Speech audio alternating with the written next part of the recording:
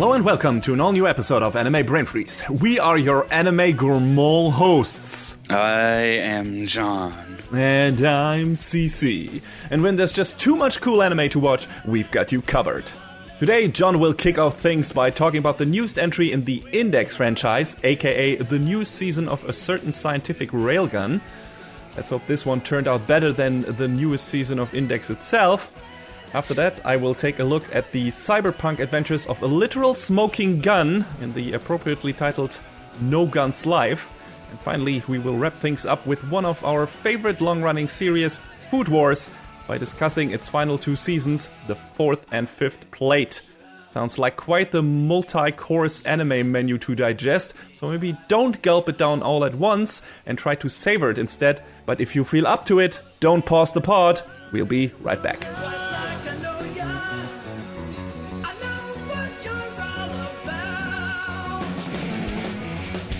So, we're back. I'm back.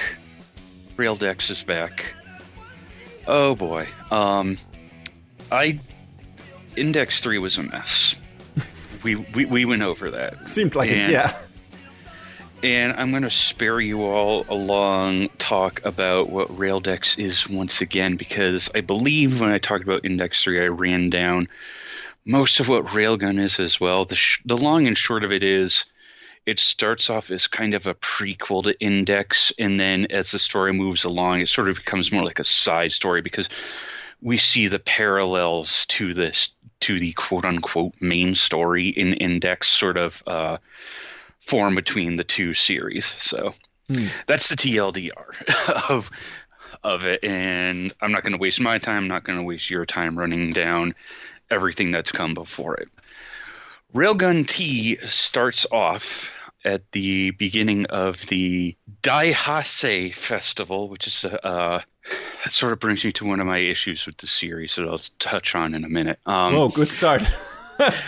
It's not on the show itself, but it's on another aspect of it. So the Daihase Festival is underway in the prestigious Tokiwadai Middle School, where the ace of the school, Mikoto Misaka, resides, is one of the schools participating in this annual sports fest. However, not everything is fun and games, as people behind the shadows start to plot a new threat that will endanger everyone in the whole Academy City. And after the this is my problem with it. After the Daihase Festival, Mikoto and her friends find themselves being involved in multiple incidents surrounding special cards that supposedly record people's dreams. Issue number 1 out the gate. There's translation problems with this show. I know Crunchyroll subbers don't get paid a lot, and I'm sorry, I feel you. I don't get paid much at my job either. But there's some parts of this show where it's like, why are some of these things translated with the way they are?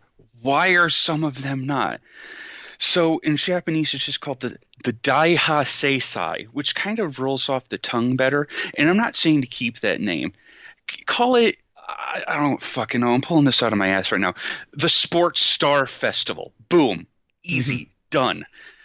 The fact that they keep calling it, a half English, half Japanese name as the series goes on, it rubbed me the wrong way. I can see why. And that is not on the writing of the show. It's not on the presentation, but it's like, just pick one or the other. Just stop. So, fuck it, I'm going to call it the name I gave it before. The Sports Star Festival is something that was a plot element in Index 2. I think it was Index 2.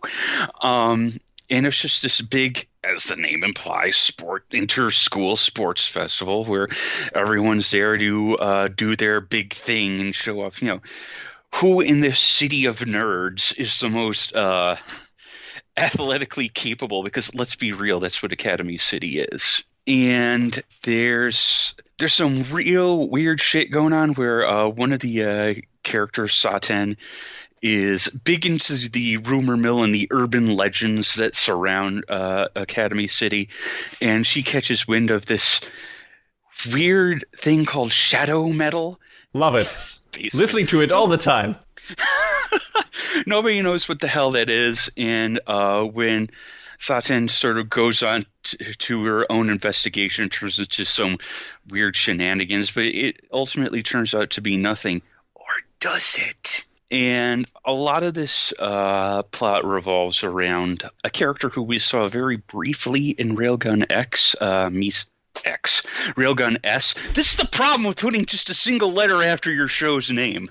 It's kind of like the Index franchise, or at least the Railgun franchise, is trying to adhere to the new Xbox naming structure, which is very confusing. God, you're not even wrong. Like, it was Index 1, 2, 3. Okay, cool. Hey, what does Railgun S stand for? Railgun Sisters. Okay, fine. That was the plot. I would have assumed Railgun second, and that would make sense, wouldn't it? Yeah. What does Railgun T stand for? Railgun the third or 3 or... So they kind of are very coy about it up until the last episode where they throw up on the screen a certain scientific railgun third season, and I was just like, fuck you, that's what it stood for. God damn it. Of course. Because, every other show that has a letter after it means something dumb. Something. Yeah. It means more than nothing, at least. Yeah. But yeah, right. Misaki was briefly introduced in Railgun S. That's the right letter. And we sort of see that she has these mind control powers, but we see her for maybe 2 episodes, and then that's it. That's all. She kind of gets put on the back burner.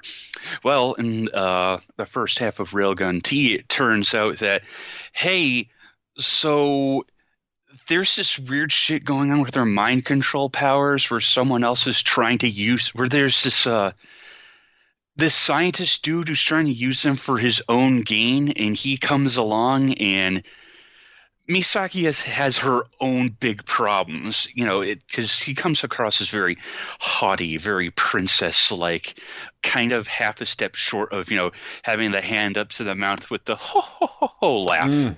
Okay. Karen classic. There's another character who does that.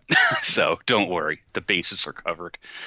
But yeah, Misaki was sort of this mystery to me, and I wanted to know more about her for a long time. So we get to see a lot more about her in this season, and I thought she was a really sort of interesting character because she comes across as very, like I said, haughty, very up on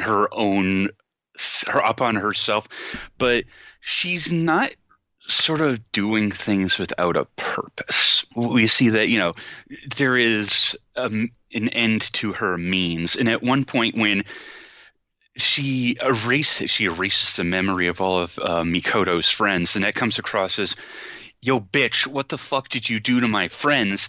And it turns out, we find out she did that so that Mikoto's friends would, not get involved with her own bullshit, which is sort of like, that's a weird way to go about things, but it was at least somewhat well-intentioned.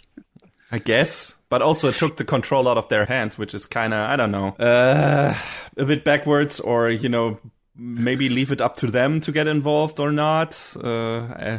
It's anime. Yeah, I guess. I know. I'm asking too much. But, the thing is with even something weird like that, Railgun is still more straightforward than Index could ever hope to be.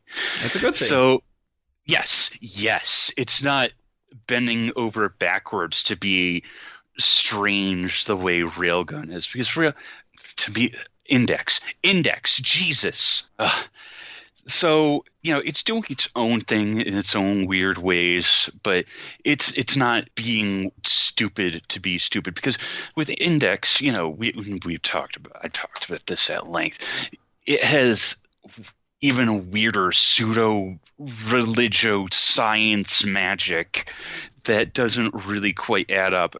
And Railgun is just, this is just, it's an action show with, your dose of cute girls on the side, I guess, if that's what you want. But yeah, the story with Misaki is interesting, and it's what I was wanting to get from Railgun S. So seeing more of the character I was interested in and having it not feel like it was sort of shoved in as a side story to a side story felt pretty good. Hey, we get to see a little bit of our good friend Toma as things go along too. So hey, nice, cool. Cameos. Gotta love it. There's even a fun little bit where they let Toma read one of the episode previews, and he capped it off like an Index episode preview. And one of the other characters he's reading it with is like, "You're not allowed to say that on this show." So that's pretty. That's nice. That's fun. If we get to see a lot more of Kuroko being cool this time.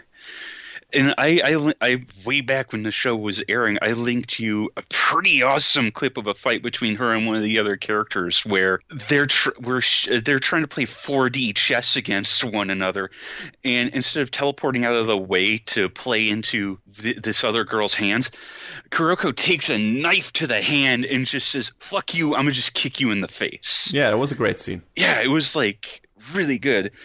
Which brings me to talking about. Boy, this show had at least a marginally larger budget than Index 3 did, because it consistently looks really good.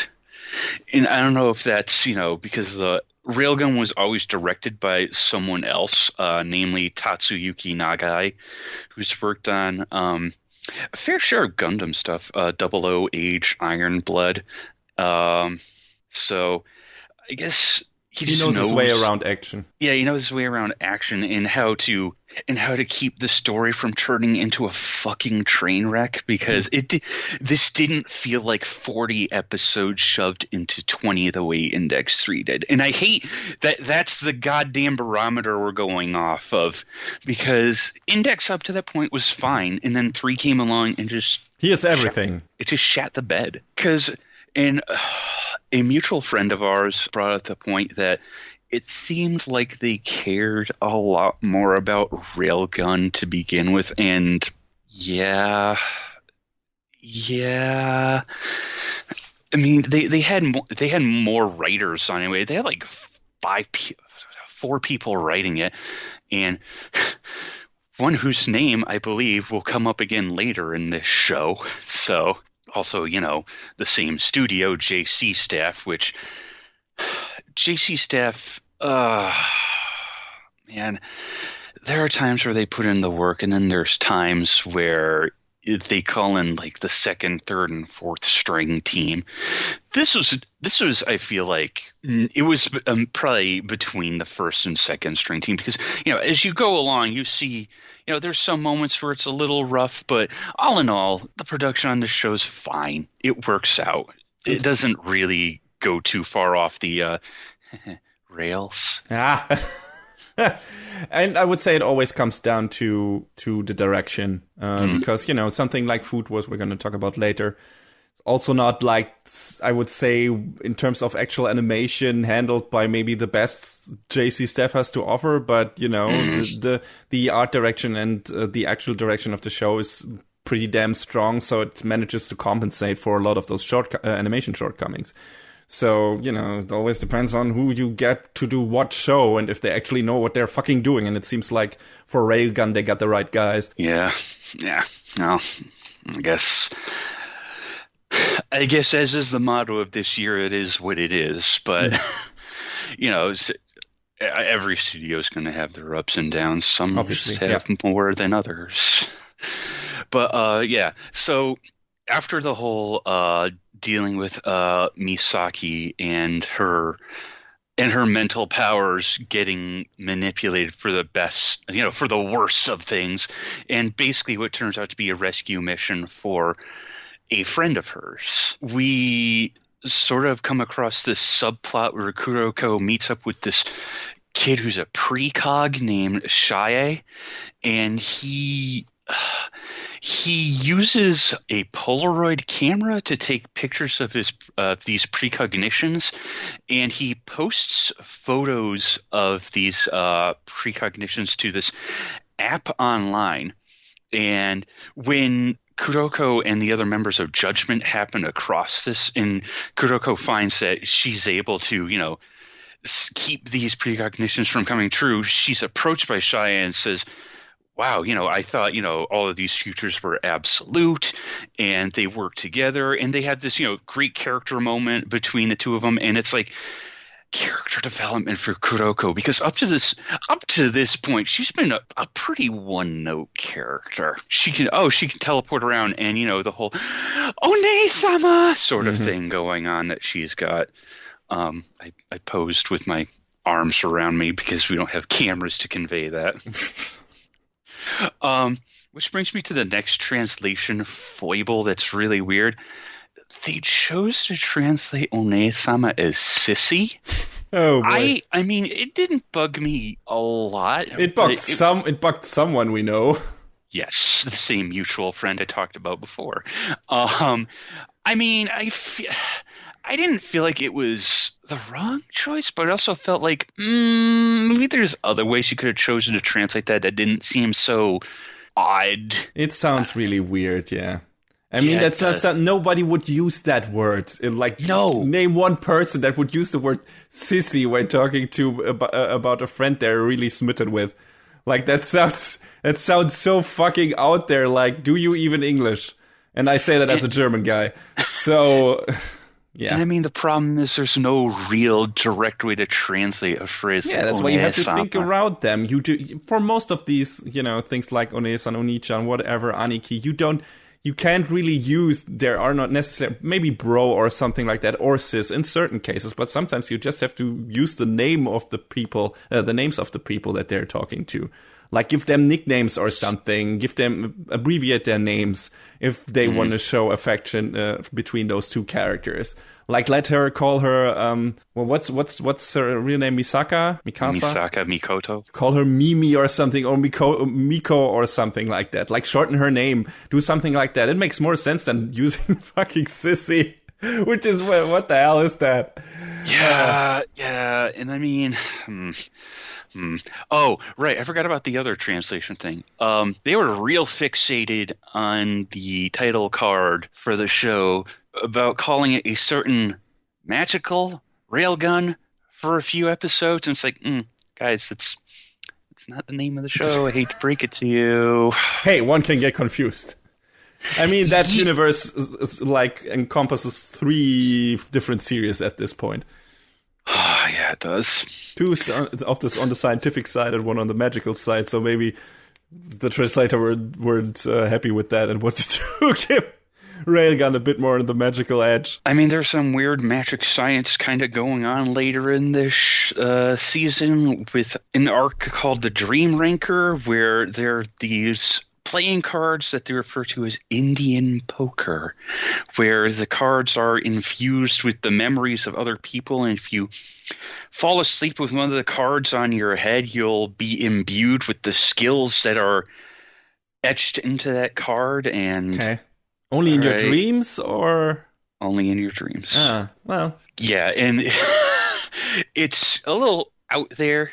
A lot out there, but hey, you know what? That's fine, because it sort of is. There's this scientist, Ryoko Kuriba, who's basically using this as a means of disseminating, knowledge to people, because it's hard to explain, really, because it was part of an experiment with cyborg technology where the thought was trying to imbue robotics with souls, and boy, that can't go wrong. And it turns out where, hey, TLDR, we end up having to stop this robot who has a soul that turns out to be like, this isn't what I wanted for myself, so I'm just gonna, use the knowledge that I'm imbued with to just kind of, destroy Academy City. No big deal. Whatever.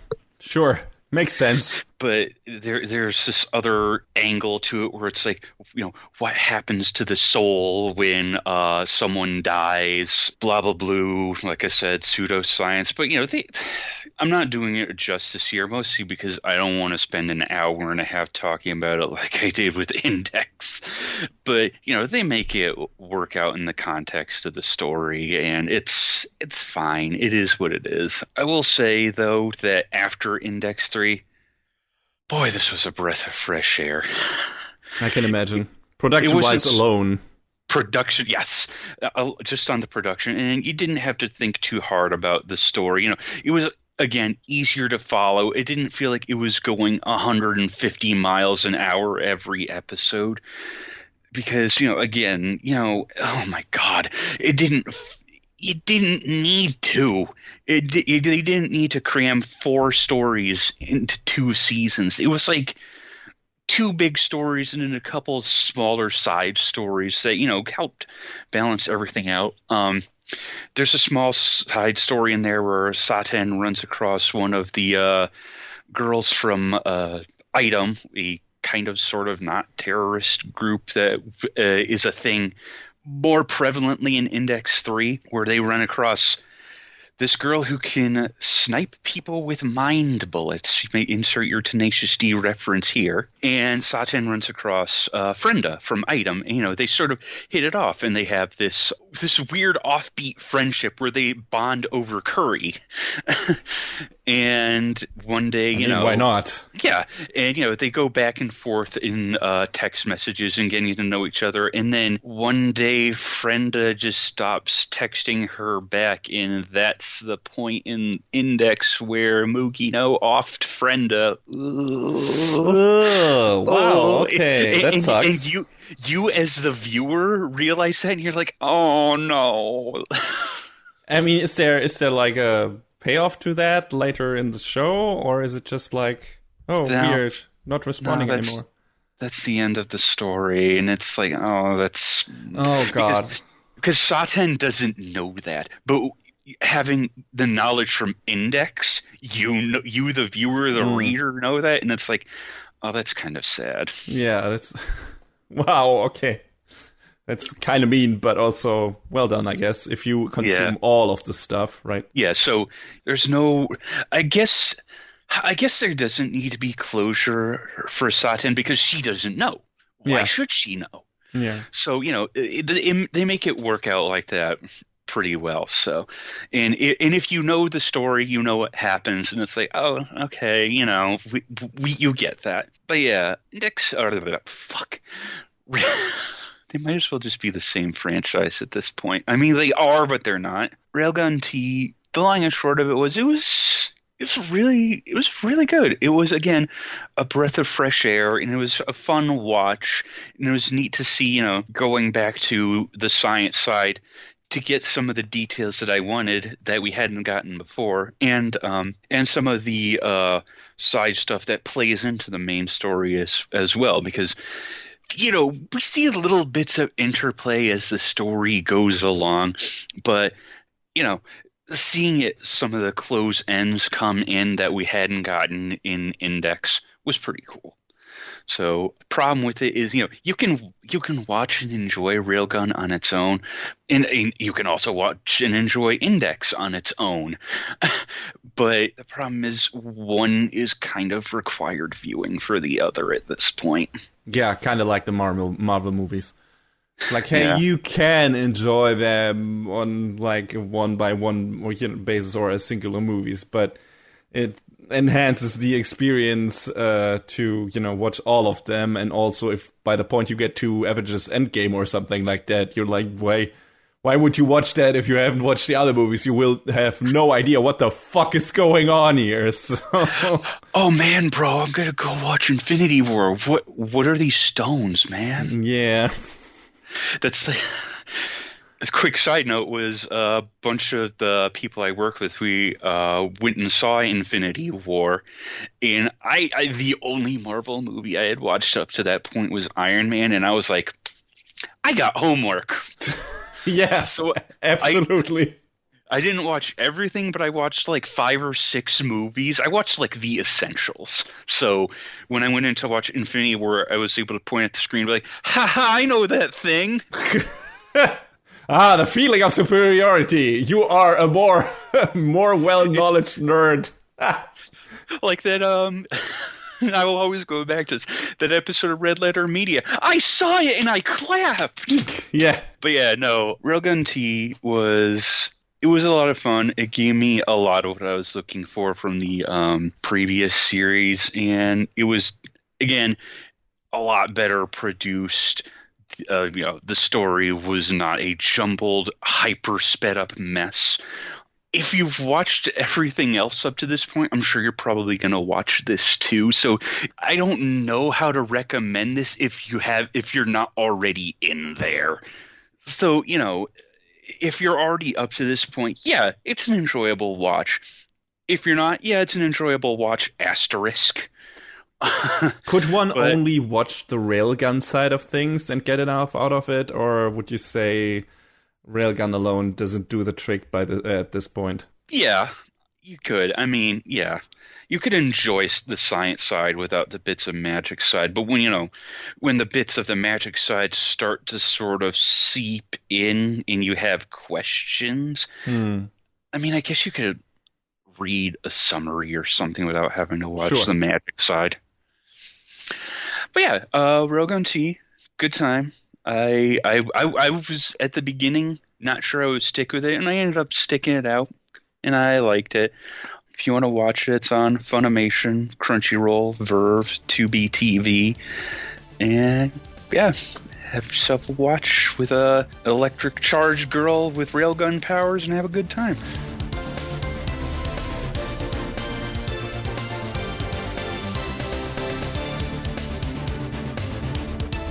In the near future, many humans have become cyborgs called extended. However, with the Great War having recently ended, many extended who are former soldiers begin to resort to crime to survive.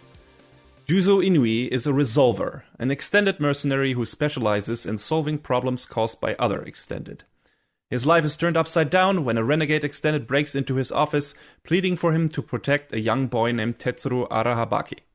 As it turns out, that extended is being controlled by Tetsuro himself, who was the subject of shady experiments run by the sinister Berühren operation. Juzo takes on the job of protecting Tetsuro from the grasp of Berühren, and together with a trusted mechanic/sidekick called Mary, he's not only forced to fight hitmen, terrorists, and other criminals, but also to confront the shadows of his own past.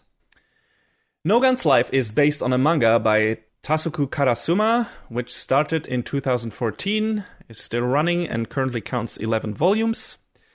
The anime series ran for 24 episodes and was produced by Madhouse, which we have mentioned so many times on this show that I don't need to recount their entire long and storied production history here again. Some of my personal highlights of theirs would be Ninja Skull, Vampire Hunter D Bloodlust, Black Lagoon, the Hunter x Hunter remake, Redline, and One Punch Man. The director of No Gun's life is Naoyuki Ito, who also directed the 5th season of Digimon, an episode of the Recutie Honey OVA, and recently Overlord, among a lot of other things that he worked on. And the animation of No Gun's life is decent. We have often talked about how Madhouse is not the powerhouse they used to be anymore. A lot of promising people went off to do their own things. Some of them went and founded MAPPA, for example. And productions like One Punch Man were only possible because the director Shingo Natsume called in a boatload of freelance favors. So yeah, don't expect any big Sakuga moments in No Gun's life. The action scenes are rich in details in terms of actual drawings, but are very slow and limited. You have some decent impact blows and explosions and stuff like that, but there is not that much actual animation going around, aside from maybe the CG, which is pretty good. It's mostly used for machinery, which there is a lot of in the show, naturally, since this is a cyberpunk noir detective story.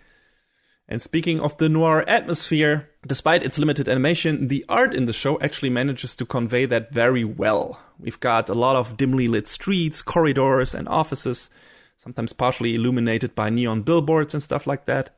It's all very cool, heavily inspired by Blade Runner and the like, of course, but also infused with a very distinctive body horror vibe, especially when it comes to some of the extended. The soundtrack also emphasizes the noir feeling magnificently. It was composed by a little upcoming hotshot composer named Kenji Kawai, who's only credits so far are these little productions called Ghost in the Shell, Pet Labor, Mob Psycho 100, Gundam 00, Ranma Half, the original Fate Stay Night, Joker Game, Kamen Rider Build, and a bunch of live-action movie scores. He's one of the greats, of course, I'm only joking around, and he shows it in this production as well. A lot of the quieter, moody scenes are underlined with jazz tunes that are heavy on the sexy sax. And the more action and drama-driven stuff is enriched by his brand of orchestra and rock-infused compositions. It's a fucking great soundtrack, and I would love to listen to it outside of the show, but so far the only release was with the 3rd Blu-ray box of the show, and it's nowhere to be found on any streaming services like Spotify or YouTube Music or stuff like that, or any other places online for that matter. So that kind of sucks. For me, anyway, for the people who bought that box set, good on them. Please rip that thing. I was supposed to say maybe it'll show up online eventually. Yeah, we'll see. I think it was released at the beginning or middle or end of September. I'm not sure, but yeah. Should have found its way online by now, but it hasn't, so I'm kind of worried. But yeah, it's a great soundtrack. The second OP, Chaos Drifters by Hiroyuki Sawano, and the lead singer of Men with a Mission, John Ken Johnny, is also fantastic and one of the bangers of this season. And yeah, the story of No Gun's life is what I'd call a slow burn. It takes its time to introduce a lot of different characters and side characters and their personal stories. Many of them don't seem that important. Also, it seems to constantly fuck around with Case of the Week episodes instead of moving the plot forward, at least in the beginning. But starting with the second half, it becomes more focused, and the aforementioned Case of the Week story beats that happened early on in the show actually deliver some decent callbacks and payoffs for the main plot. At least some of them. And thankfully, some of the characters in the show are pretty neat and help to get over the slow starting hurdles. First and foremost, Juzo, who is an incredibly cool-looking main character, if I might say so myself. I mean, the guy's job description is that of a resolver, and his head is literally a revolver, which comes across as very goofy in the beginning. I mean, he's just a dude, normal dude with a fucking gun for a head. But once you warm up to the design choice, it's pretty damn neat. They even managed to give him a lot of personality by having him have these comedic SD-toned reaction faces, which are pretty adorable. Which is weird to say about that guy, but still, it's adorable. He freaks out about certain things and then gets these super cute deformed gun face, which, yeah, it's kind of great. It's kind of great. He has to smoke a lot because the tobacco relieves some of the stress on his extensions, which of course fits very well into the classic Private Eye noir atmosphere. Those guys were always smoking. He also has this long trench coat, at least in the first half of the show. He has some neat special attacks, one of the major ones being called Funke-Faust, which should really be Funken-Faust if you want to be anal about it, where he loads the small revolver barrel on his fist with bullets to power up his punch. Yo, it's kind of like a bullet punch. It's really cool. Not a gun blade, a gun fist. But there's also some other weirder stuff later on in the show, which relates to his setup as a living weapon. His strongest weapon and biggest weak point, actually, is the trigger on his gun head. And he will only let someone touch it who he has accepted as a person. Subtle this show is not. And it becomes pretty clear where they will go with that pretty quickly. And overall, Juzo is just a pretty cool guy. Not in terms of just visuals and behavior, just he's a strong dude with a good moral code. He's very sympathetic, but not too straightforward to become boring. Naturally, he has a troubled past, mainly, but not only due to what he did and experienced in the war. But he and his story were definitely the high point of the show, in my opinion. I enjoyed Juzo as a character a lot. And he has at least 2 or 3 fuck yeah fist in the air moments in this series. He's just a great badass. I think he was pretty damn cool. Mary Steinberg, the mechanic, is also pretty great. She is very brash, has a foul mouth on her, likes to tease Juzo and Tetsuro a lot, but she's also very clever, capable, and sympathetic in her own right. She's the super gifted mechanic that can work wonders on injured extended.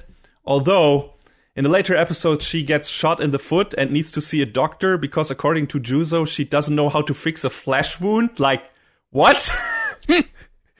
Like, she's able to transplant whole mechanical body parts and attach them to human tissue, but she doesn't know how to treat a bullet wound. That doesn't make a lick of sense to me, but what do I know about medicine? It's fine, don't worry about it. But yeah, her background story and that of her lost brother Victor is also one of the more interesting ones in the show. She's also not as permanently sexualized as she could have been, considering how lewd and raunchy the show tends to get once in a while in regards to certain character models and how they behave. So that's pretty neat. I liked her a lot as a character, and she was a great addition to the cast, in my opinion. Had a lot of fun with her. And her dynamic with Juzo gets really good later on, and like their personal interaction, personal story, and how that is actually interlinked, because there's a lot more there than you initially expect. Is pretty damn cool. The boy, Tetsuro, that Juzo in the beginning of the show agrees to protect, also has a pretty good arc, mainly in the second part of the series, although it's not even remotely finished by the time the show wraps up, sadly. But his story is mostly about trying to unearth his past, because, he has lost his memory due to the experiments. So it's about finding out how Berühren came to experiment on him, who he was before that, and so on. He is very headstrong initially, so he tries to do things his own way, which tends to get him into trouble, and is the reason he butts heads with Juzo ever so often. But thankfully, it doesn't make him annoying, and instead serves as a learning experience that develops his character in a slow but steady way. And then there are a bunch of colorful side characters, like Juzo's landlady Christina, a dude at his barbershop, and his daughter. We also have Olivier, who really needs to lay off the blue lipstick, and Cronin, who really likes his car. And they work for EMS, which is the government agency that apprehends and imprisons Renegade Extended. And of course, we have a plethora of villains. Most of them are hitmen of Berühren, and later the terrorist organization Spitzbergen, who is ostensibly this fanatic anti-extended group. So we have Cunningham on the side of Berühren, who is like this small, fat, slimy lackey of the higher echelon of Berühren, who has a face that was just drawn to be punched into a mush eventually, or at least I hope that will happen. You have Victor, who enters the picture later, but like I said, is Mary's brother, and besides having a very peculiar psychological disposition, he is also one of the creepier and cooler extended, since a lot of the extended designs are actually more weird and freaky than actually cool or scary. Just to give you an example, the show's version of a pet dog is a robot hand with legs. Yeah, a jank-ass body horror version of Metal Gear from Snatcher or MGS4. And it's called Lefty, of course. Of course it is. That's the kind of weird design aesthetic we're dealing with here on a regular basis. But yeah, there are also at least some cool or creepy designs in there, Victor being one of them. The other I don't want to give away because it's kind of a spoiler. I mean, Victor is too, but it's not. Once Mary mentions him, you're pretty sure that he's still alive and somewhere out there, and he's going to come into the picture soon enough, so it's not really a spoiler.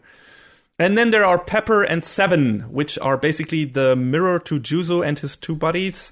Seven is also a gun slave extended, just like Juzo, and Pepper is one of the children from the orphanage Berühren set up as a front for their experiments. That's where Tetsuro fled from. And their backstory is super dark and horrible, like a lot of the background stuff in this series is. But yeah, they and Juzo face off several times in the show and kinda serve as the catalyst for the big finale. So they are pretty important, even though they don't have a direct connection to Juzo or Mary or Tetsuro, and are basically just a tag team muscle for Cunningham and Berühren with a troubled past. And yeah, I thought this show was pretty decent once it got going. Problem is, like I mentioned before, it takes its sweet time to do so. And also, nothing is wrapped up by the end. Spitzbergen might be done for, but somehow I doubt it. Seven might also return to the scene eventually. We don't know anything about Cronin. Victor is still out and about. We still don't know Tetsuro's and Juzo's entire backstory. And let's not forget, the gang hasn't really been making even a dent in Berühren's long-term plans. Not even Chudelkin, Cunningham, seems to have bitten the dust yet, as it seems. So yeah, if there isn't another season that adapts more of the manga, this would be a wholly unsatisfying endpoint of the story. Which is the main reason I can't really recommend this show at this point. If you are okay with watching 24 episodes of anime and then switching to the manga, sure, have a go at it. Like I said, slow start, but it eventually gets good and becomes a rather satisfying watch. By the end, the show actually also takes a nice stance against the old "I was just following orders" sentiment. Very much appreciated. But if you want to go anime only, I'd say wait until they announce at least another season. Because the story only just started and then it immediately ends. It feels like this was the prequel to the actual story, which you could also say about the adaptation of Vinland Saga, and we don't know if that will ever get another season either. But I'd also say Vinland Saga has more to offer in the character and animation department to merit a watch regardless of its future. I can't necessarily say the same thing about No Gun's Life. Although, meandering parts aside, I had some fun with it. But if this is all we get, it's not even remotely enough in my opinion. So yeah, that's it for No Gun's Life. Very short review. Not much to say about it without going into spoilers. Like I said, due to it being so meandering in the first half and the story not really going a lot of places yet, there is not much to talk about.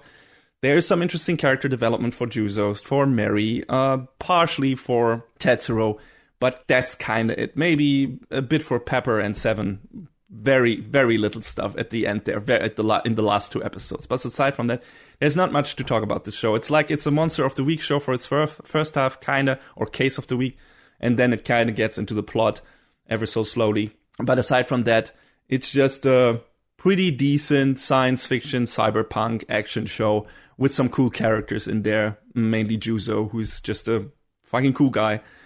If that's enough for you, check it out. If you're like, nah, I want to experience the entire story, read the manga or watch the anime and then switch over to the manga. But for now, that story is not even remotely finished. And so that's the reason I cannot recommend this show as it is right now, even though I had a good time with it. That's anyway, bad. Yeah, that's how it turns out sometimes. I don't know if we'll get another season. Nothing has been announced yet. If you are interested in this season, you can check it out on Funimation or Hulu in the United States, I think, and on Anime On Demand in Germany. Maybe, yeah, check out if the designs and the mood and the atmosphere of the show is like enough to pull you in, despite its sluggish pacing in the beginning. Maybe give it a go and then switch over to the manga or wait for another season. If not, I can't blame you for not watching it all the way through, because there are very, very few payoffs for what it does in its first season by the time it wraps up. For now, I got nothing more to add, so I'll end with the subtitle of No Gun's Life because it perfectly conveys the show's ridiculous nature. Science fiction, hard-boiled, the Gunsmoke Drift's muzzle talks. Perfect.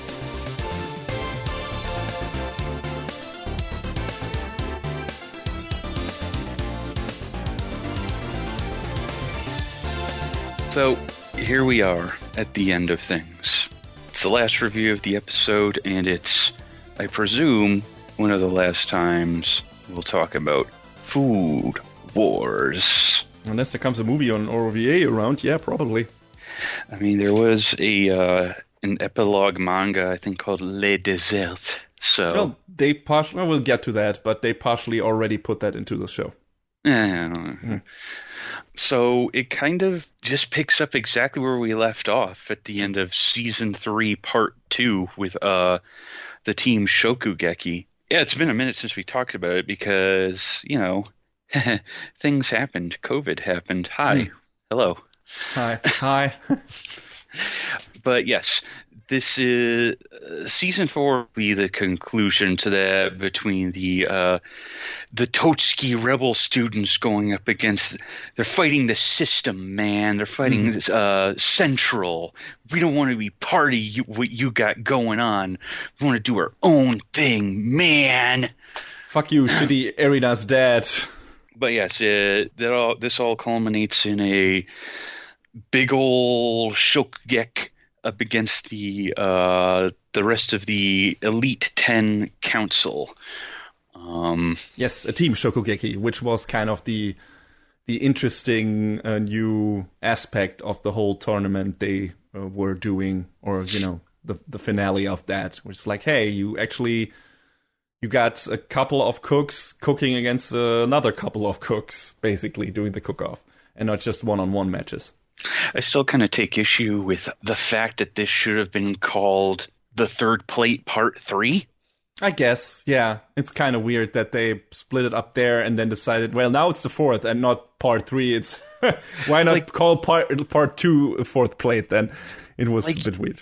If you even look at the credits for season 5, the committee is called Shokugeki no Soma Production Committee Part 4. Weird. It is weird. Mm-hmm. But yeah, like you said, this is basically a wrap up of what happened up to that point in the third season. We have like this duel between the two factions. We got Centra headed by Azami, Erina's dad, on the one side, who is trying to have this, this kind of... let's say the Nazi metaphor is very strong with that guy, at least in a way, like into how it's all this kind of militarized organization where it's like, hey, everything needs to be the same. We're all cooking like the same way and the same shit, so nobody gets left on the wayside. I mean, his intentions, as it later turns out, kind of were good in a way, also selfish in a way, but still. But the way he goes about it is really shitty because, no individualism allowed. Everybody has to be the same, right? So, yeah, that's on the one side, and everyone on the rebels who has been outcast and their student visa have been taken in by the Elite 10 and stuff like that. It's like, no, we're not going to do that. We'd rather get expelled from Totsuki Academy. So, yeah, there's a bunch of Shokugekis, and on the side we have the different characters developing through that, and first and foremost, Erina, I would say this kind of becomes her story just on the virtue it being about the bad guy being her dad, and then of course Soma, who also tries to grow as a cook through his experience and also help his friends to get stronger. And we get a lot of faces we've seen before participating in this on the one side, and the Elite 10 on the other side, and then you have a bunch of different cooking styles on both sides who are infused with certain characters. For the Elite 10, we have like this one girl, I forget her name, who always cooks like these very cute and sweet things. And we got Rindo, who is specialist for rare ingredients and butchers and a live alligator on stage. Yeah, oof. What the fuck? We got Tafelweißritter. Tsukasa, which, Crunchyroll appropriately retranslated as Weißer Ritter der Tafel, which makes more sense, yes, actually. But yeah, has this very elegant, stylish way of cooking, and it's just like this giant-ass grater as the size of a broadsword. And, the things you would expect from Food Wars. Colorful characters, cooking very extravagant meals in a very over-exaggerated way, and people losing their clothes when tasting that stuff, and orgasming. Don't forget that. See, food orgasms are real. Didn't you know that? Yeah, apparently, yes. At least in this show. And yeah, that's basically it. And that's what happens in the fourth season. I honestly feel like the fourth season was probably this show at its strongest, because it's a big. Anytime in this show anything turns out to be a big team effort, you get to see all the warriors coming together, and it just feels good. Like at the very end of this, when Soma is like, "Hey, come on, do the thing that I do," and Erina throws her hand up in the same way and just goes, "Oh, Sumatsu!" I was just like, so good. It was super cathartic, and I liked it, and I loved it, and it was just this great moment for her, and I was like, Erina's had a hard life, so seeing her get this big win was great. Yeah, it was great. It was a great turn for the character, who comes across in the very beginning of the show as kind of like this a bit stuck up bitch, a bit. Yeah. I'm being overly mean, but a bit arrogant. Being like, hey, here I have my god tongue. I am the gourmet expert. I can tell when something tastes good and when something doesn't. And then Soma, with his very basic cooking in the beginning, but nonetheless super delicious cooking, manages to pull her off her high horse. And then the story continues. And as we later learn, that was not really a coincidence. And yeah, so it's great. Like you said, her stuff is great, and how that relates to her relationship with her father. That's the most emotionally satisfying aspect of this show. But also seeing why her father did it and how Soma's and his dad figure into that whole picture and everything it works. We have some great moments for some of the side characters in there. Like we have Megumi, who does like this training montage that is drawn in this very old sports manga-esque style. Yes. With the coach from the Stagiare, and they become the Legume Duo, or it's called. He's the coach and she's the trainee, and it's very great. Like it's super entertaining, and it shows what's one of the best things about the show, which is the presentation, which is like in theory, like on paper, this should be the most boring show in existence because it's basically just a character explaining how they cooked a meal. Like doing this extended, long fucking monologue, like this is exposition dump, how they fucking prepared this food. And then someone tastes it and says like, hey, yeah, it's super tasty. So on paper, without knowing what is actually happening in the show, it's like, wow, this sounds super boring. But then you add to that all the ridiculousness that happens, all the visual metaphors that happen in the show, and all the anime nonsense, and it becomes super fun. Like, what are some of the highlights in this fourth season? Like, there's an elephant and a crocodile breathing lasers at each other, for example. Like I said, there's the sports manga stuff. There's a bunch of martial arts or sword fighting scenes between the different cook characters who inhabit that kind of style, or that lends itself to that imagery. One of them is kind of like, has like this giant knife, or which it's basically a sword, or he handles it like a sword. And then he has a sword fight with Soma in a metaphorical sense. Not really, but when they have their cook-off. You know, but it's super cool. And the presentation is non-stop in your face with its ridiculousness, dialed up to at least 11. And that you are never bored. And yeah, you will, however, become very hungry. Because that's also one of the things, the food always looks super delicious in this. Like was so much work put into making this shit look great. And sound great. The soundtrack is fantastic again. A different mutual friend of ours, he enjoyed earlier on in the series when they were kind of getting into the gastronomical stuff, like this is how these flavors and these things play together. And the show kind of got away from that, I guess, because they had a chef on staff for this show, but only for like the first season. So then after that, it sort of became sort of like, well, what makes this food delicious? Oh, it's packed with all of this umami. And it's like, you're not actually saying anything to me. I mean, I would still say they give details on why certain things work well together, why some of the ingredients take away from the sweetness, for example. That's one of the key points in one of the matches where it's like, hey, if you put this after this one, this food after this one, it's gonna be too sweet, and I accounted for that. And then I don't know, someone's like, no, I also accounted before for that in advance and did something to the food that would compensate for that and stuff like that. So it's like a chess game in the kitchen, and like, you know, once again 4D chess. But yeah, you're right. It's just in general, that particular season, or starting with the central arc. The show has been also very focused on the actual Shokugekis. Before that, you had a nice mix of actual learnings about something about food. Then you had some Shokugekis. You had some character development. And then you had the interjection arc with the Stagiare, where they actually did an internship and actually had to learn how is it to serve, a bunch of different customers and stuff like that. So yeah, it was a bit more balanced. But this felt like, okay, this is what this has been leading up to.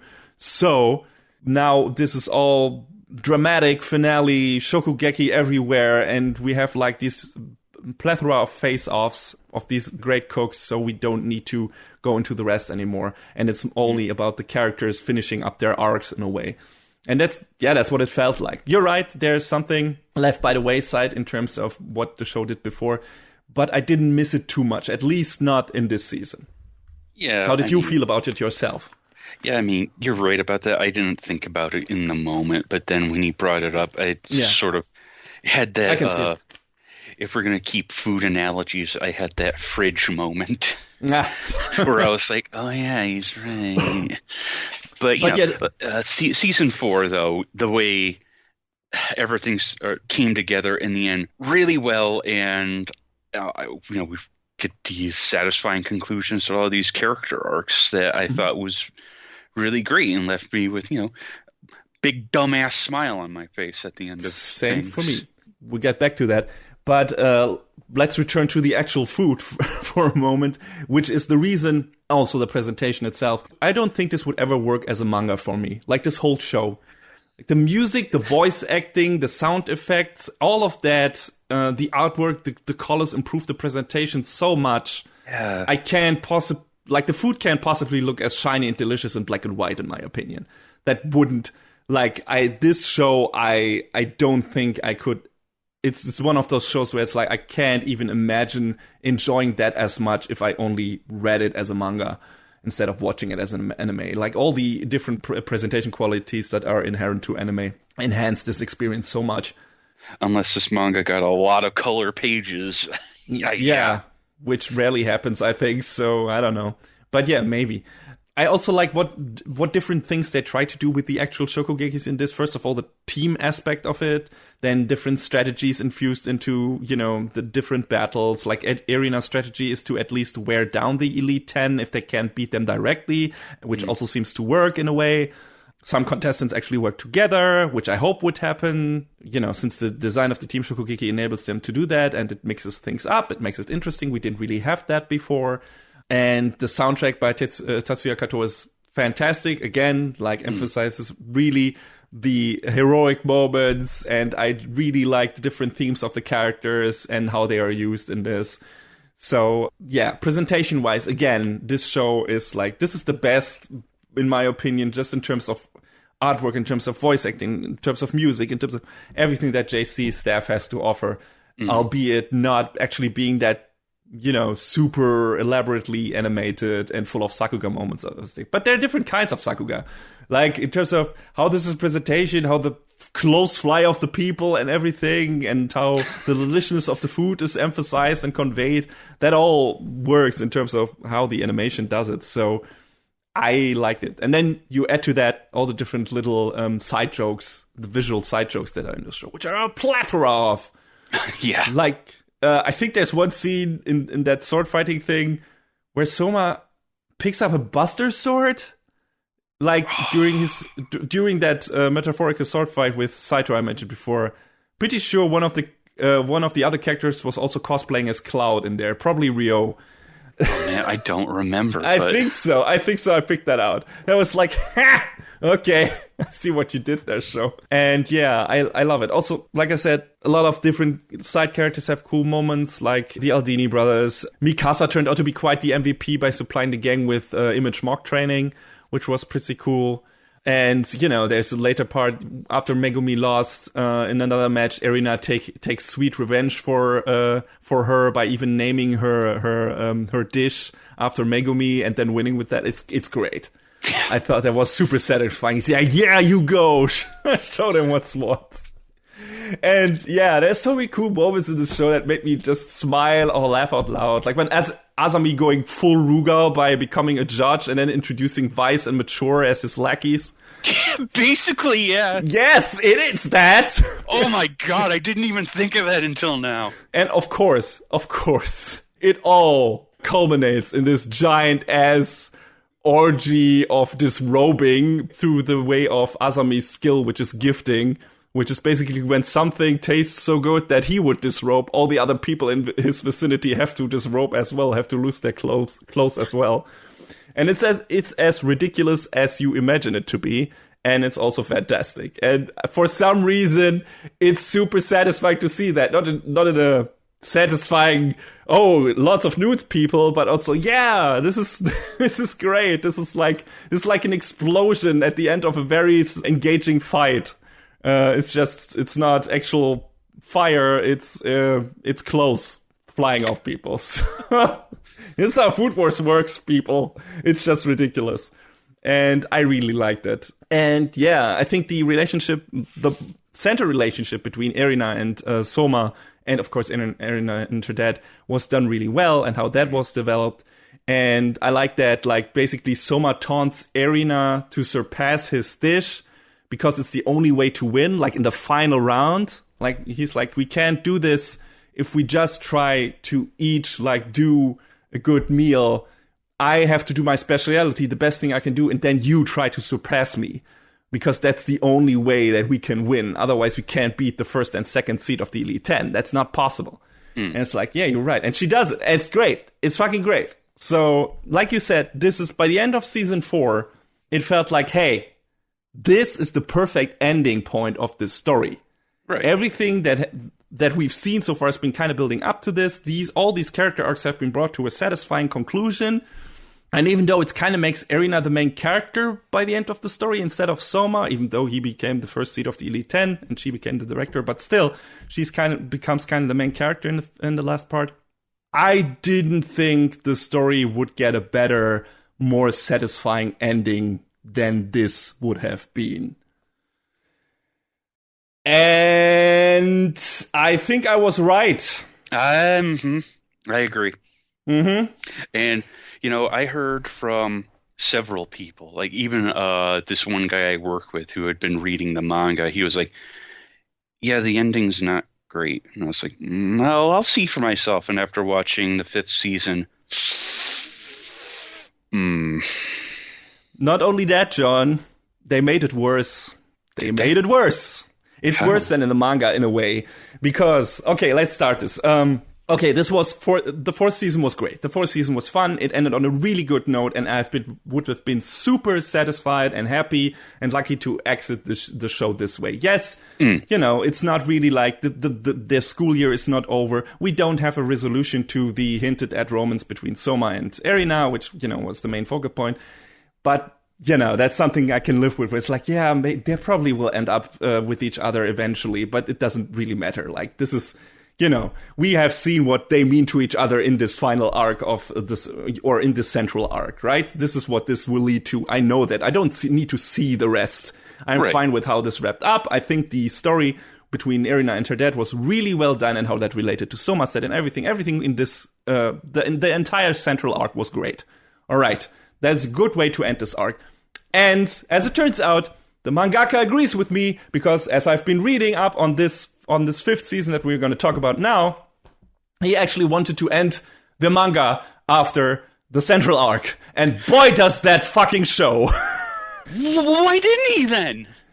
Because of mainly the thing that I just mentioned, because the romance arc between Soma and Erina was not finished, and he didn't know how to wrap that up. Who gives a shit, right? Who gives a fucking shit? You can leave things... You know what? No, I'll talk about that after.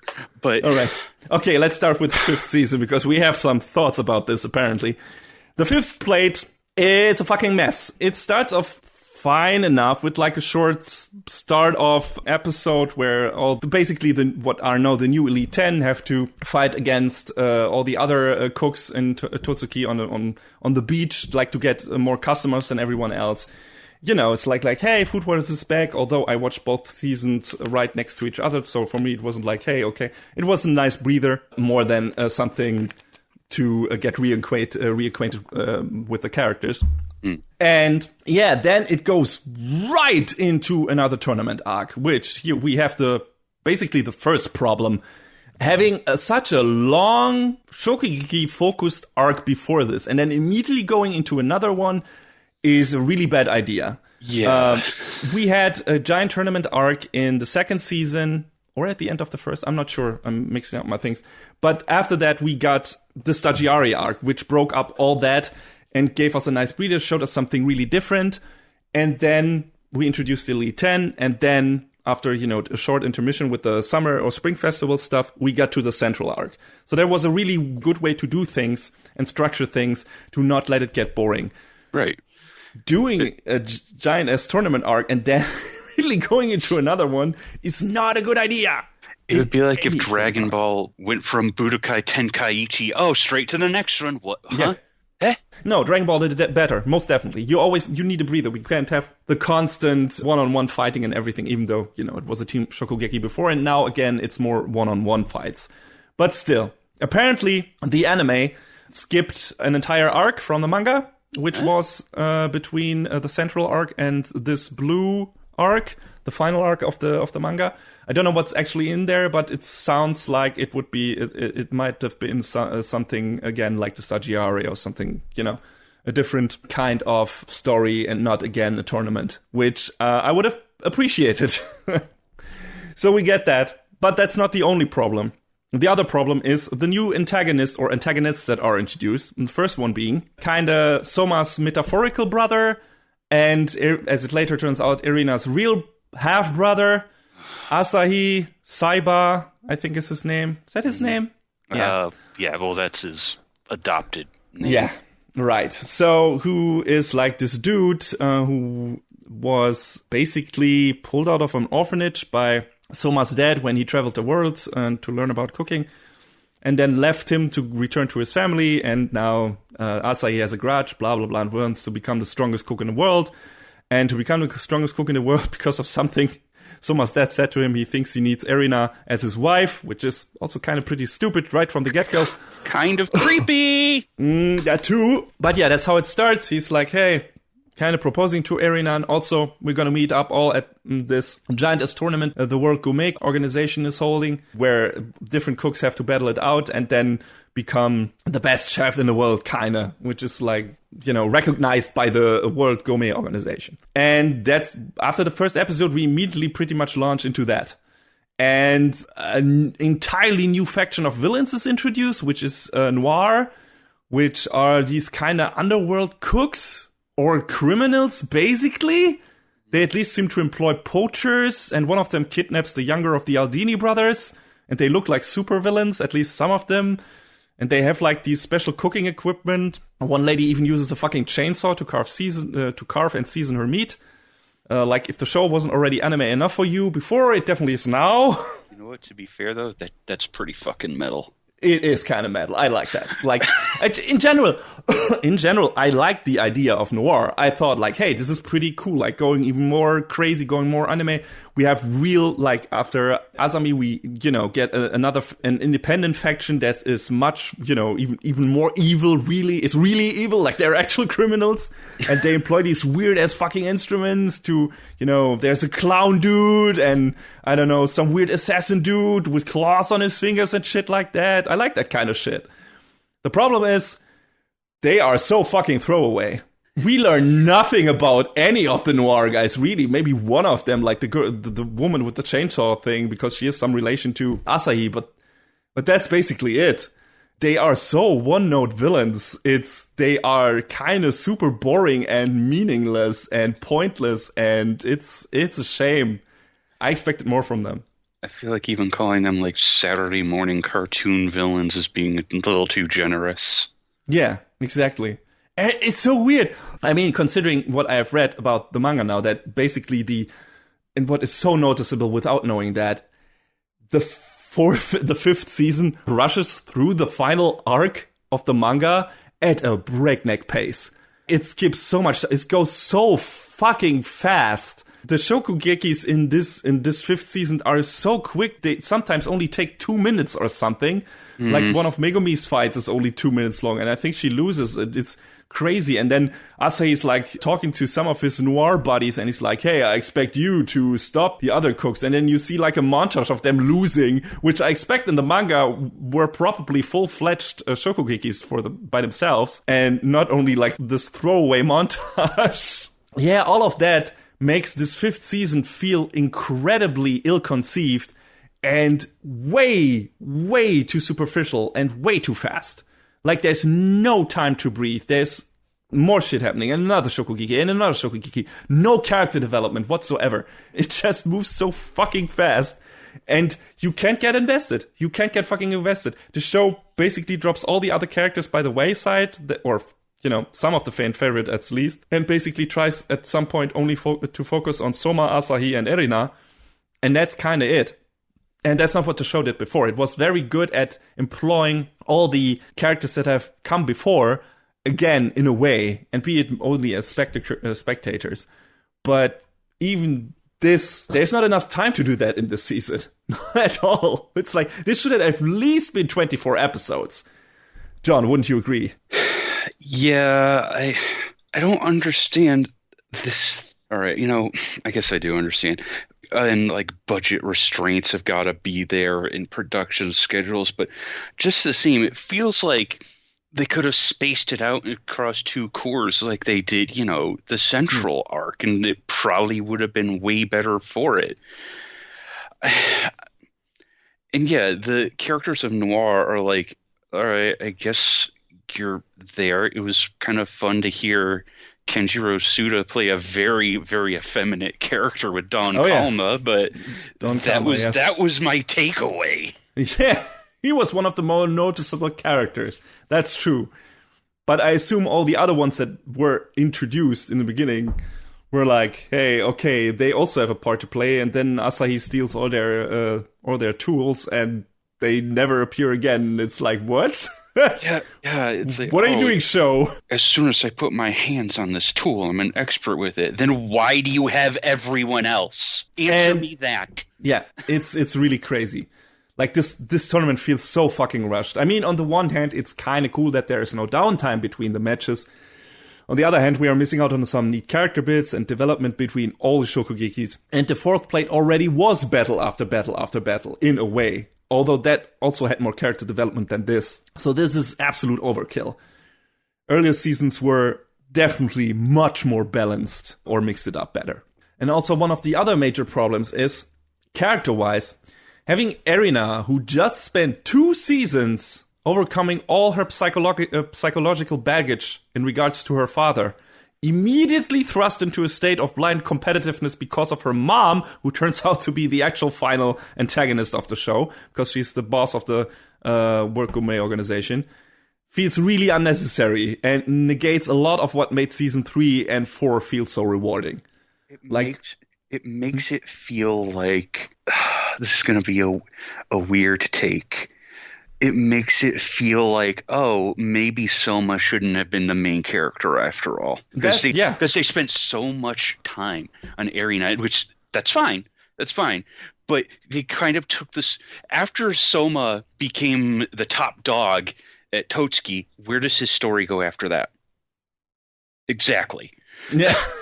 So having, this narrative switch to Erina is like, well, why wasn't it Erina's story all along? And so much shenanigans could have been happening, and you could have, made his the side story and be like, okay, yeah, sure.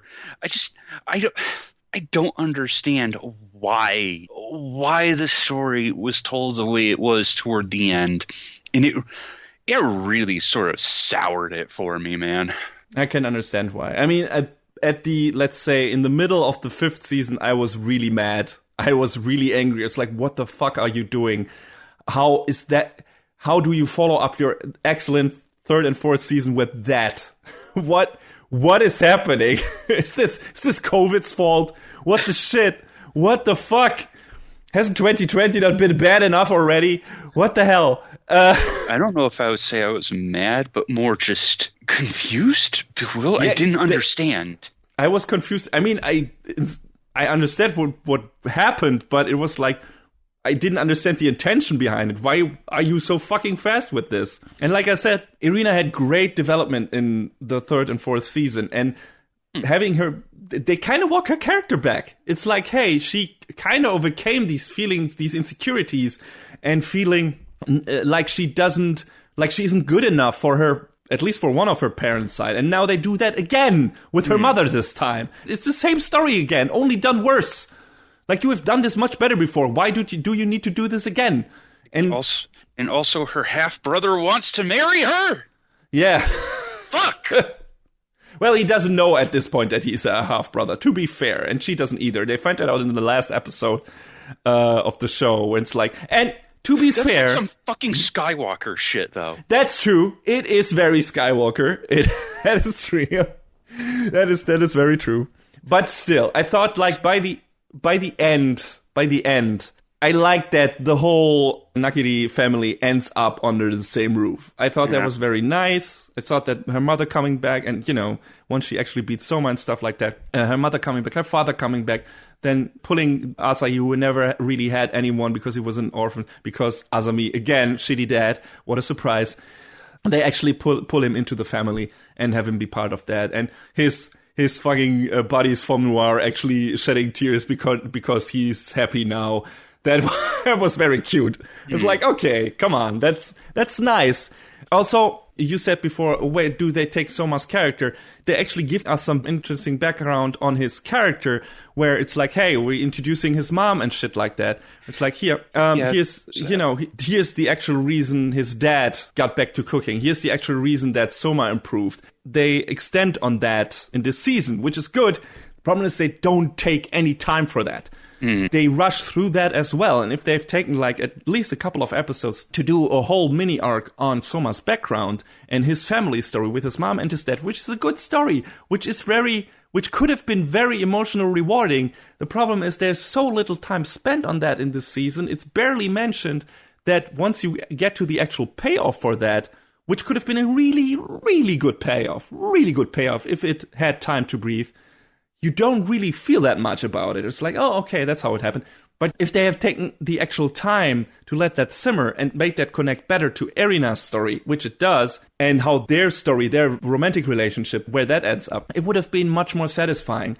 And just due to this final season being so incredibly rushed, it is not. It feels very lackluster. It feels very shallow. And that's a super bummer, because there was so much potential here, and maybe in the manga it's more satisfying. Maybe they take more time for that, but I'm not gonna read the manga for this. Like I said, this show works for me because it is an anime, and I don't think it would have worked for me as well as a manga. And it's a shame that they at least couldn't have like taken the time and given this final arc the gravitas it needed to have instead of rushing through it. And it really feels like they were trying to go the same route that Symphogear XV tried to go with this is what we have been building up to, and look, everybody is here. You know, there are a lot of minor characters from earlier seasons coming back as spectators or as judges or as food tasters, whatever, in this season. There are a lot of, old faces returning and shit like that. And all of the characters are that have been here before are suddenly in the season. Like, everyone is watching Soma's final match and everything. And it's cool. It would have been cooler if you take some time to actually let us enjoy this and not fucking rush through it at fucking light speed. And, like I said before, a bunch of the stuff they're showing us in this feels like a rehash. Like, for example, the gifting returns, but we have seen it before. So it doesn't pack as much of a ridiculous punch as it did at the end of the 4th season, because it was new then. Now it's just bigger, and they combine it with another thing, but it's not like, whoa, holy shit, this is ridiculous. It's like, no, I've seen this before. But it's the true gifting. Gifting, and what is it, the bursting or something like that? I think so. Yeah. And it's like, yeah, okay, I've seen this before. You can't wow me with that anymore. Yeah. And we constantly get a feeling, yeah, we've seen this. In fact, we have seen exactly this in the previous season, both in terms of Shokugekis and in terms of character development. It's kind of a lot of the 4th season done again, only worse and way too fast. And that's a bummer. I liked how this 5th season wrapped up. I just wish the road to getting here wasn't so goddamn rough. And it would have been much more emotionally rewarding if they took their time and told the story at least as it was in the manga, which they didn't do. And again, it would have served the show the best if they just ended after the 4th season. I agree. 100%. Season 5 just feels tacked on. Yeah, it absolutely. Feels like it doesn't need to be there. I mean, again, I'm trying not to be completely negative. For example, I'm picking out moments here. Making Soma win because Asahi actually is just copying and mixing the flavor of all the cooks he beat instead of having his own personal flavor is actually kind of clever. Would have been more interesting and more weighty if we'd spent more time with Asahi. There was more time spent on him in the manga. That's what I read. So we're kind of missing out on that. In the anime, he's just a creepy loudmouth. So there's that. And in the anime, he's about 2.5 steps away from just going full Lelouch v. Lampe Rouge. Thanks, Fukuyama. Absolutely. And I don't know if I actually like that all of this was the master plan of Erina's grandfather to help her and her mother overcome their curse. But it makes the whole thing feel appropriately ridiculous, so maybe I like it. I'm not sure. It kind of fits. But again, if the show had more time, if the season had more time to breathe, this would have felt even cooler or, even more ridiculous. Or it's like, hey, this is what this really has been leading up to. This has come full circle, right? Mm. And I got more of that feeling at the end of the 4th season than at the 5th season. So, I don't know. Like you said, this felt tacked on. This, even though the ending kind of brings everything to a nice close, it's unnecessary. It's like, hey, if you won't do it right, why do it at all, right? Right. Where's the point? Get a bit more money out of the Blu-rays? What the fuck? If you already said that you wanted to end it after Central, end the anime after Central. And if you're like, okay, we need to adapt the full manga, then adapt the full manga! And not only a part of the rest of the story. It makes no sense. Like, you went the worst way. So, and you mentioned the epilogue manga before. Half of that apparently is in the last episode. Oh, is it? Yeah.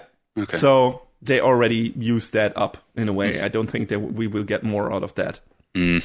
Also, there was this weird bit. Megumi several times refers to a Shokugeki they had while she and Soma, I think, were traveling certain parts of Japan or something and fought this guy called Monarch. Did that happen in a movie or an OVA? It felt like they were referring to something that was actually animated somewhere outside of the series. So it's like, was there something like that? I mean, I think there were a couple or 3 OVAs, but I don't think I ever watched those ones. Okay, so it probably was one of them. I was just confused because it was talking about it like, hey, you remember that fight? And I was like, no, I don't. What the fuck? Where's that from? Apparently there's like 5 OVAs. Well, how about that? Well, okay. So one of them probably covers that then. I mean, that probably need that they do a callback to that. We would have needed to watch the OVAs then, but all right. Okay, but at least I know then where that is probably from. That's something. But yeah, it's a bummer. It's just a bummer. It really, really shows that the creator of this Tsukuda wanted to end the manga originally after the central arc. Because, like John said, this is where it feels like that's the natural ending point of the story. Even not all of the character arcs really have been wrapped up, or, the kids are still in school, whatever. It definitely feels like, hey, this is where the characters were trying to go. This is where they are now. Irina has a satisfying end to her story. And yeah, the romance is not wrapped up, but who gives a shit? It also makes much more sense. Also, Soma disappears for 6 months because... training. Mm-hmm. And then he comes back and Irina's, head over heels for him. It's like, fucking get out of here. Yeah, that was really weird. Get out of here. I was not only longing for your food, but also for your heart or something like this. But Jesus fucking Christ. That line. That's not the character you wrote. Yeah, exactly. It kind of sells so short. You're right. I still like, the end where, the end screen where everyone, where the voice actor of Soma says, say no, and then everybody says osomatsu. That was a nice thing. I would have liked to have that at the end of the fourth season. That would have been perfect. Would have been fucking perfect. End of Food Wars. I'm like, okay, all right, sure. That's a great ending. That's how you do it. And, the final episode being called Just Food Wars. It's like, here's your full circle episode name. I was like, well, I can't hate that. Yeah, that's true, right? Would have been nice if that would have been the title of the last episode of the 4th season. Yes. Yeah, that's where that belongs. Goddamn. Yeah, it's a bummer because both of us really enjoyed Food Wars up to this point. It's really sad when a series doesn't stick the landing. And this one didn't. And that's a shame. It did stick the landing one season before that. So yes, it did. God, the ending of season 4 was so good. Yes. So here's the thing. Don't watch the 5th season. Just watch season 1 through 4, and that's the end of Food Wars for you. That's it. Got index 3'd. Yeah, exactly. Just like, okay, just ignore that there's a 5th season. Just ignore that the manga continued. Just like I do with Psycho-Pass on a regular basis. There is only one season of Psycho-Pass. There are only 4 seasons of Food Wars. And that's it. And that's my final word on this. And I won't accept any other opinion on this. Just draw that line in the sand right now. Exactly. I'll die on that hill. But yeah, it's a bummer. This could have been done. I mean, if the season would have given more time, if it would have been done well, like give it 24 episodes, adapt the other arc that was between the Central and the Blue arc, have the show have as a whole maybe another 36 episodes or something. Then this probably would have felt more satisfying, and the introduction of Irina's mom and Noir would still have felt kind of ham-fisted and everything, and would have been unnecessary. All of this was unnecessary, but still, it wouldn't have felt so misplaced and so ill-conceived and so badly constructed and rushed and everything. And that's how it felt now. And no castle disrobing helps us over this, and no learning about how Soma got his scar, and none of that really gave us the payoff we wanted from the finale of Food Wars. We kind of got that in the 4th season. So, yeah, I guess that's both of our final word on this. Watch 4th season of Food Wars and then be done with it, because then you will have a satisfying conclusion and can finish up this series, this great series, mostly great series, with a feeling of satisfaction and feel like you've eaten a great fucking meal.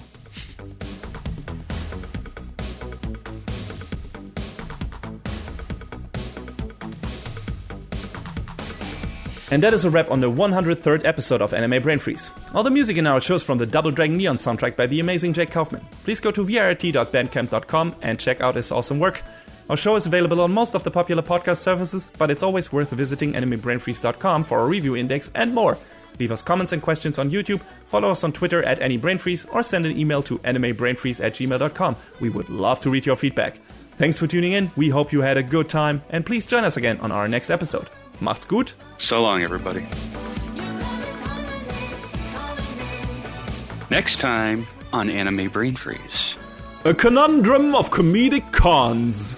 How much further does the rabbit hole go? It doesn't stop. Why won't it stop? I won off Kawaharu's wild ride.